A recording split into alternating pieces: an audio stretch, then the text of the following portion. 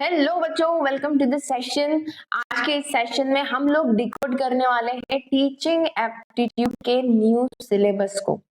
बच्चों, एनसीईटी 2025 में teaching aptitude का जो कंपलसरी पेपर है उसका सिलेबस हो गया है चेंज।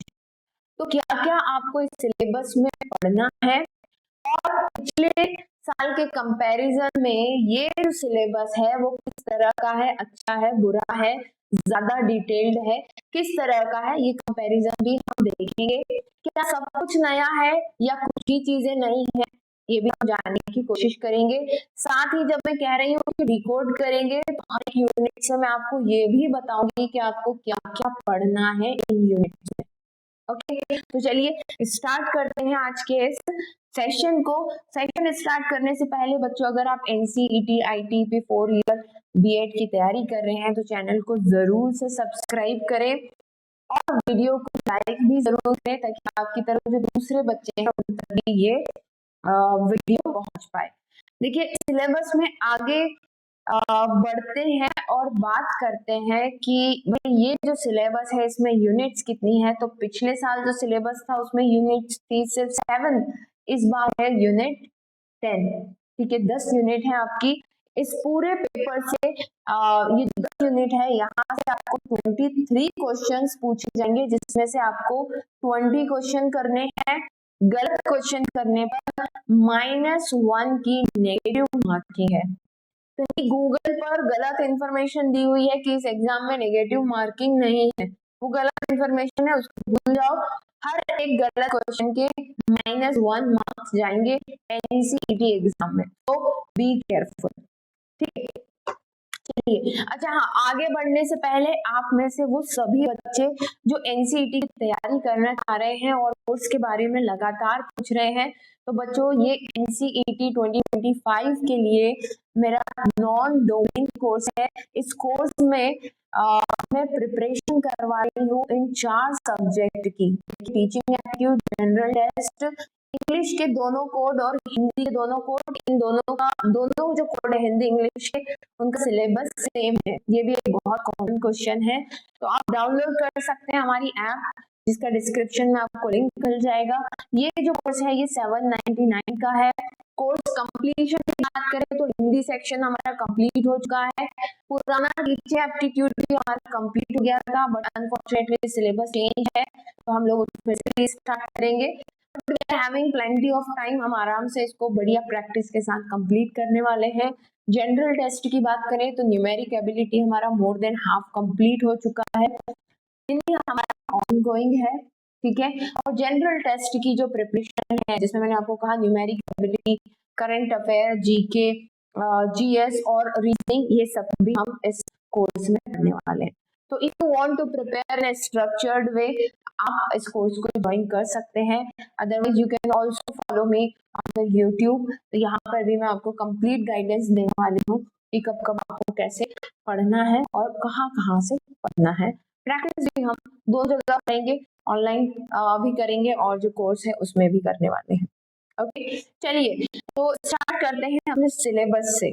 तो सबसे पहली चीज, अगर आप मुझसे पूछें कि पिछले साल के कंपैरिजन में ये सिलेबस कैसा है, तो मैं आपको कहूंगी ये ज्यादा स्ट्रक्चर्ड, वेल स्ट्रक्चर्ड बट बहुत डिटेल्ड जो है सिलेबस है। सिलेबस लेंथी गया है as compare to the previous syllabus, क्योंकि यहाँ पर हर एक पॉइंट दिया हुआ है। क्योंकि साल के कंपैरिजन में ज्यादा क्लियरिटी दिए हुए हैं, टॉपिक्स बहुत ज्यादा बढ़ गए हैं, अंडरस्टैंडिंग हमें बढ़ानी होगी। मेन चीज ये निकल करके आती है, सबसे पहली चीज।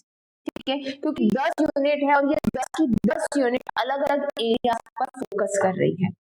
ठीक है, हर एक यूनिट की हम लोग बात करेंगे, बट उससे पहले मैं चाहूंगी कि आप प्रीवियस सिलेबस देखें। देखिए, ये हमारा जो है प्रीवियस सिलेबस है टीचिंग एप्टीट्यूड का। यहाँ पर 7 यूनिट्स हैं and let me tell you कि 7 में से यहाँ से 3rd यूनिट से जो स्टार्ट हो रहा था, हमारे जो कोर डिसिप्लिन होते हैं, है ना, जो हमारे सब्जेक्ट्स होते हैं, डिसिप्लिन होते हैं, साइंस हो गया, ये देखिए maths, art and music, social science और लैंग्वेज एंड लिंग्विस्टिक, इन सब के बारे में हमें क्या पढ़ना था, how we teach it, how student learn it, teacher कैसे पढ़ाते हैं इन सब्जेक्ट को, स्टूडेंट कैसे सीखते हैं इन सब्जेक्ट को, इस सब्जेक्ट का टेस्ट या असेसमेंट कैसे किया जाता है, वो कौन से लोग हैं जिन्होंने इन फील्ड्स में अच्छे काम किए हैं, जिन्हें बड़े बड़े अवार्ड नोबेल मिला है, ठीक है, या लिटरेचर है तो लिटरेचर के बुक्स अवार्ड किसे मिला है ना। इस तरह के क्वेश्चन इन 6 यूनिट से निकल करके आते थे, थर्ड से लेकर के 5 यूनिट से निकल करके आते थे। तो थर्ड, फोर्थ, फिफ्थ, सिक्स और 7th यूनिट को मिला करके इन्होंने समेट दिया है हमारी यूनिट 8 में। यहाँ देखिए सब्जेक्ट नॉलेज, सब्जेक्ट नॉलेज में मीनिंग ये नहीं है कि आपको लैंग्वेज के बारे में सब कुछ पता होना चाहिए, साइंस के बारे में सब कुछ पता होना चाहिए, मैथ्स के बारे में यहाँ पर जो लिखा है, ठीक है। Knowledge of course subject language, science, mathematics, social science, humanities, contribution of Indian and other famous personality in the group of discipline, core concept and their pedagogy. तो वो सारी चीजें जो हमने पहले सिलेबस में पढ़ी थी वो 5 यूनिट एक यूनिट में इन्होंने एडजस्ट कर दी है। मतलब लैंग्वेज कैसे पढ़ाया जाता था, साइंस कैसे पढ़ाया जाता है, कैसे बच्चे सीखते हैं, ये सारा कुछ पेडागोजी, कोर डिसिप्लिन की पेडागोजी जो है वो इस यूनिट 8 में आ गई है। सब्जेक्ट नॉलेज से यहाँ ये मत समझिएगा कि लैंग्वेज में क्या क्या होता है, साइंस आप बेसिक साइंस पढ़ना स्टार्ट कर दें, it's not about it, it's about the famous personality related to this discipline plus how to teach it, how learners learn it, what are the methods of assessment, all these come into this particular unit 8। तो ये मैंने आपको एक relation बता दिया पिछली 5 unit और नए सिलेबस की ये जो 8th यूनिट है इसमें। तो वो लोग जो इस गलत फहमी में है या इस अफसोस में बैठे हैं कि अरे हमने तो तैयारी कर ली थी, अब हमारा क्या होगा, हमारा तो पढ़ा हुआ बेकार हो गया, no it's not like that, ठीक है। तो वो 5 यूनिट की बात हमने कर ली। फिर हम चलते हैं यहाँ पर अपनी यूनिट 2 पुरानी वाली और यूनिट 1, ठीक है। तो ये यूनिट 2 और यूनिट 1 को इन्होंने पार्ट्स में अलग अलग यूनिट्स में डिवाइड कर दिया है। जैसे कि आप यहाँ देखें, कहाँ गया, यस, यूनिट 7 में जो awareness about recent educational initiatives हैं, ये तो नई चीज है, but local schemes to promote girl education of SEDGs, constitutional provision for education in India. तो इंडिया में एजुकेशन से रिलेटेड जितने भी प्रोविजन है कॉन्स्टिट्यूशन में वो हमें पढ़ने हैं, ठीक है। गर्ल्स एजुकेशन को प्रमोट करने के लिए या आप कहें जो वीकर सेक्शन होता है सोसाइटी का उसको प्रमोट करने के लिए कौन कौन सी स्कीम्स हैं, कौन कौन सी स्कॉलरशिप्स हैं, ये सारी चीजें हमें इसमें पढ़नी है, बहुत डिटेल में ये हो चुका है। तो यहाँ पर देखिए reports and narratives, okay, and the documentaries, इसमें हम यही पढ़ते थे ना कि कौन सा आर्टिकल एजुकेशन के लिए है, कौन से फिल्म बच्चों को, लड़कियों को या फिर वीकर सेक्शन को प्रमोट करने के लिए बनाई गई है ना। तो ये वहां पर थोड़ा सा उन्होंने रिफ्रेम करके इसको ऐड कर दिया है, okay. Now moving to the next part, यहाँ पर देखिए यूनिट 10 को जो नैरेटिव्स वाला पार्ट है, यहाँ पर पर्सनालिटीज की बात की गई है कि गांधी है, विवेकानंद है, कृष्णमूर्ति, अरविंदो, सावित्रीबाई फुले, गिजुभाई जो है नैरेटिव्स में भी taken from the guiding document like NEP and NCF etcetera. तो सबसे पहली चीज तो मैं यहाँ पर क्लियर कर देती हूँ, NEP को बहुत फोकस किया गया है, नेशनल एजुकेशन पॉलिसी 2020। तो वो हमें डिटेल में क्या क्या इंपॉर्टेंट पॉइंट है हमारे एग्जाम के पॉइंट ऑफ व्यू से वो हमें पढ़ने हैं। नेशनल करिकुलम फ्रेमवर्क हमें पढ़ना है इसमें, साथ ही गांधी जी का क्या कहना है, उनके अकॉर्डिंग एजुकेशन क्या है, विवेकानंद एजुकेशन के बारे में क्या कहते हैं, कृष्णमूर्ति एजुकेशन के बारे में क्या कहते हैं, अरविंदो एजुकेशन के बारे में क्या कहते हैं, सावित्रीबाई फुले गिजुभाई क्या कहते हैं।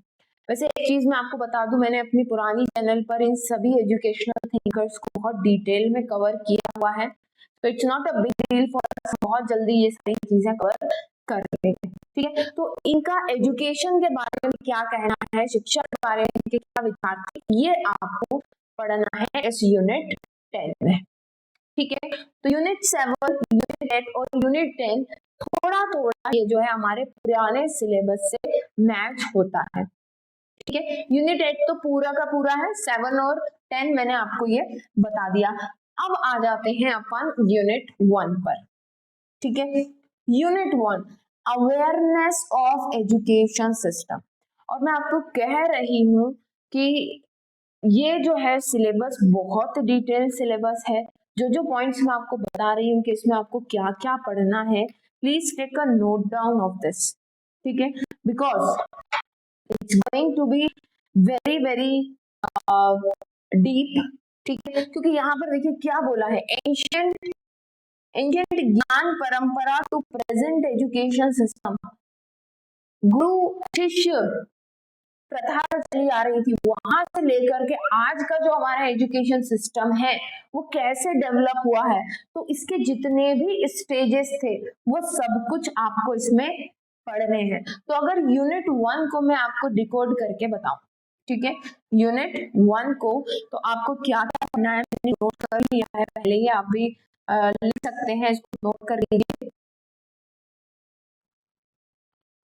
यूनिट 1 में सबसे पहली चीज आपको पढ़ना है ancient education system. Ancient education system, इसमें वही गुरु शिष्य परंपरा,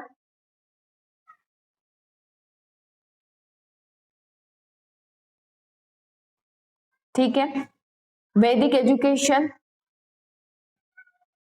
ये मेन चीजें आ जाएंगी इसमें। बुद्धिस्ट एजुकेशन,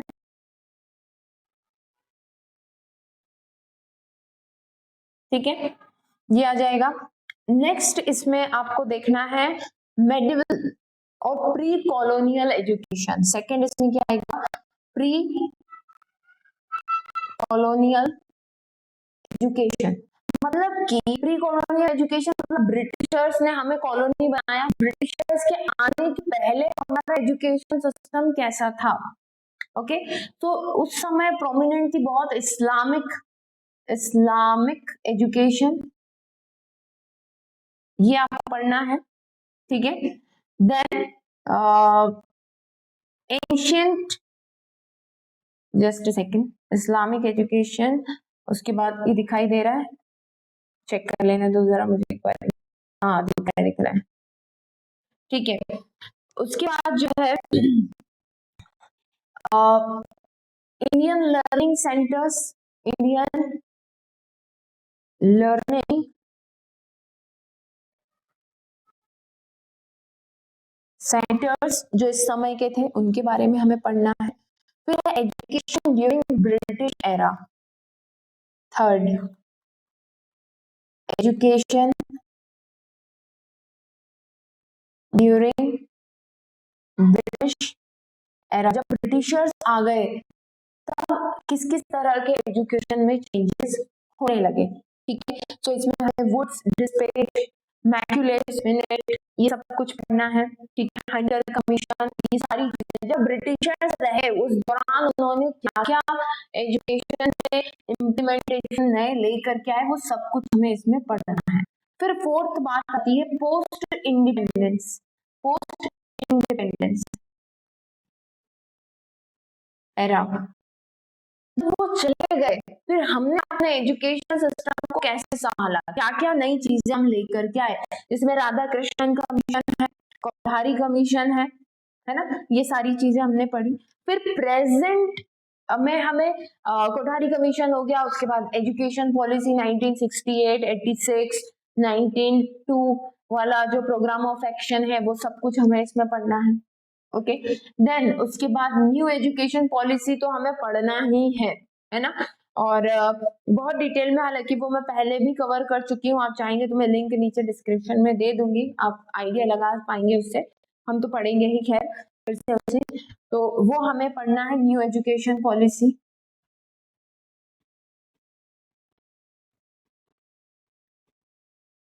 ठीक, उसके बाद 6 देखो यहाँ पर सिलेबस में दिया हुआ है higher education institution and regulatory bodies, जो एजुकेशन को रेगुलेट करने वाली बॉडीज हैं।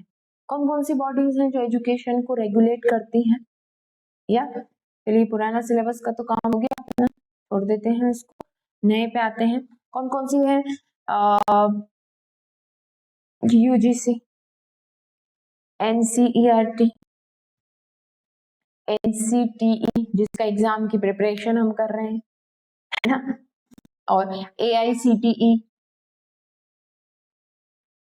ठीक है, ये सारी चीजें। और कौन कौन से इंस्टीट्यूट हैं? आईआईटीज हैं, एनआईटीज हैं, राइट, ये सारे इंस्टीट्यूट, इग्नू भी इंपॉर्टेंट है, ओके, ये सारे इंस्टीट्यूट के बारे में हमें पढ़ना है, तब जा करके ये इतना कुछ 6 पॉइंट और इनके सब पॉइंट्स पढ़ेंगे, तब जा करके हमारी यूनिट 1 कंप्लीट होती है। ओके, देन हम बात करेंगे यूनिट 2 की, डाइवर्सिटी इन लर्नर्स। तो यहाँ पर आपको आइडिया होना चाहिए कि हर एक लर्नर एक दूसरे से अलग है। जैसे आप अपने दोस्तों से अलग होंगे, आप अपने भाई या बहन से अलग होंगे, हर किसी की एक खास बात है, दैट इज अ डाइवर्सिटी, है ना, भिन्नता, हम सब में कुछ ना कुछ भिन्नताएं हैं। ओके, तो क्यों है वो भिन्नताएं हम सभी में? क्योंकि सबका क्रिएटिविटी लेवल अलग है, सबकी पर्सनैलिटी अलग है, इंटेलिजेंस अलग है, सबके इंटरेस्ट अलग है ना।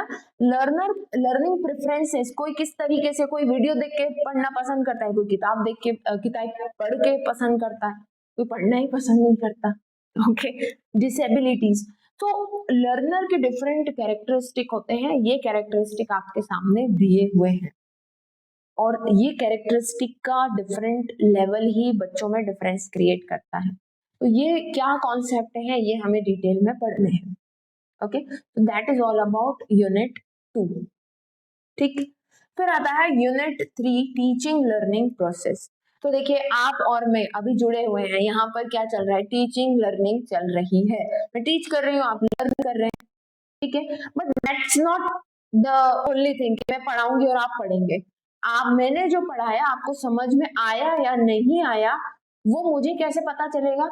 When I will take test of your learning, कि आपने क्या सीखा, है ना, टेस्ट लेना जरूरी है, असेसमेंट करना जरूरी है। तो बाकी की जो 2 यूनिट है, टीचिंग लर्निंग और फोर्थ जो है assessment, that is all about teaching. ठीक है, कि एक टीचर किन किन मेथड से पढ़ा सकता है, कौन कौन सी मेथड से टीचिंग की। हालांकि ये चीजें हमने जो पुराना सिलेबस कवर किया है ना, टीचिंग एप्टीट्यूड का, उसमें हमने पढ़ा है कि साइंस पढ़ाने की कौन कौन सी मेथड्स होती है, मैथ्स पढ़ाने की क्या बेस्ट मेथड्स होती है, ये पढ़ा है हमने। ठीक है, जॉयफुल लर्निंग क्या होती है, एक्सपीरियंशियल लर्निंग क्या होती है, आर्ट इंटीग्रेटेड एजुकेशन क्या है, कंस्ट्रक्शन ऑफ नॉलेज कैसा होता है, इंक्लूसिव पेडागोजी क्या है। ओके, ये तो खैर आपके लिए नया होगा, इंक्लूसिव पेडागोजी हमने नहीं पढ़ी है अभी तक। प्रॉब्लम्स इन टीचिंग लर्निंग, क्या क्या समस्याएं आती है जब टीचिंग लर्निंग प्रोसेस होती है। तो बहुत डिटेल ये जो है कॉन्सेप्ट दिए हुए हैं, है ना, तो थोड़ा केयरफुली हमें इसे पढ़ना पड़ेगा। फिर आ जाता है असेसमेंट। अच्छा, फोर्थ वाला असेसमेंट, इंपॉर्टेंस ऑफ असेसमेंट। जैसा मैंने कहा, मैंने पढ़ा दिया, मेरा काम खत्म नहीं हुआ तब, मुझे ये पता लगना चाहिए कि जिन स्टूडेंट्स को मैंने पढ़ाया है उन तक मेरी बात पहुंची है या नहीं, जो मैं सिखाने आई थी आप सीखे या नहीं, मुझे कैसे पता चलेगा? बाय असेसिंग योर नॉलेज, है ना।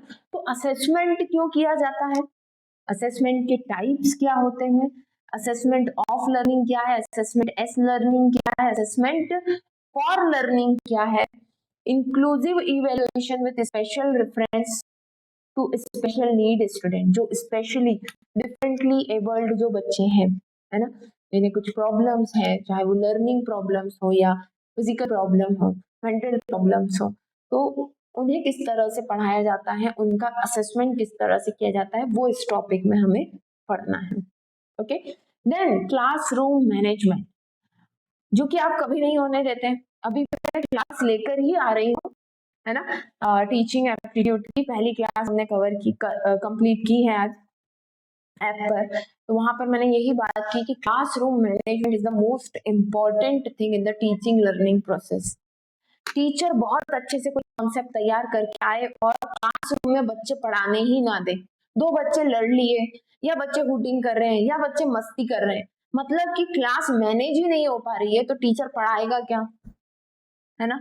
और आज बच्चे तो प्लान बना के आते हैं, मूड बना के आते हैं कि आज मैम को कुछ नहीं पढ़ाने देना है या आज सर को कुछ नहीं पढ़ाने देना है, ठीक है ना।